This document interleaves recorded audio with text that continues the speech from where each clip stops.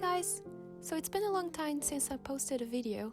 As you can imagine, a lot has changed in the last couple of years. And I can tell you about it some other time, but without further ado, let's get down to arting again. So if you're following the pen and ink playlist, you'll remember that the next exercises will be focusing on value and building tone with pen and ink. And this is the perfect place to pick up where we left off, as you guys will see in a minute.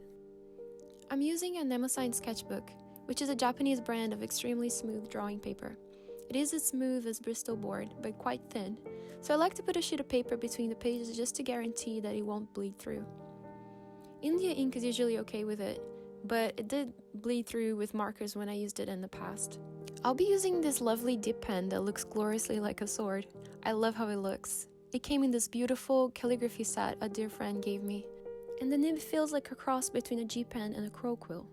The ink is the trusty Winsor & Newton India ink. So these exercises might feel a bit like starting over if you've been following the series, but the emphasis now is not on every single line, but how they look as a whole. A little side note is the importance of warming up. You see, like, my first couple of lines, they are very wobbly and far from straight, but as my hand starts warming up, they get straighter and straighter. And that is the kind of effect that you want, something that if you squint your eyes, it looks like one block of tone instead of a striated pattern. So yeah, this first exercise is just even lines without any variation at all. Horizontal from your elbow, and you just keep going. The second exercise is a vertical version of the first. I wanted to put some emphasis on where is your pivot of these exercises. It's something I mentioned before. But for horizontal lines, I feel that my elbow is the main pivot of movement and I keep my wrist straight. While for vertical lines, I feel a movement comes from my shoulder up to how steady are my feet on the ground. And when you see all the exercises together, all the swatches together, you see where your hand was cold versus where you got better and it was like more even.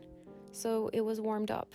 What you want is an even tone when you squint, so no striations if possible. Here are the places that I could have done better, so you know where you need to improve. And yeah, like because of that, I decided to do an extra set of vertical ones, since it's a kind of movement that my body doesn't do very often while I'm drawing. The whole movement of pulling from the shoulder, having a good posture, those are things that I don't do as often as I should. So here I'm trying to compensate for that with extra practice. I mean, you can always rotate your paper when you're doing something really important, but still, it's good to keep your muscles like sharp. So yeah, that's it, guys. Don't forget to clean up your nibs by swishing them in water a little bit, and remember to pat them dry, nib and holder, so they don't rust.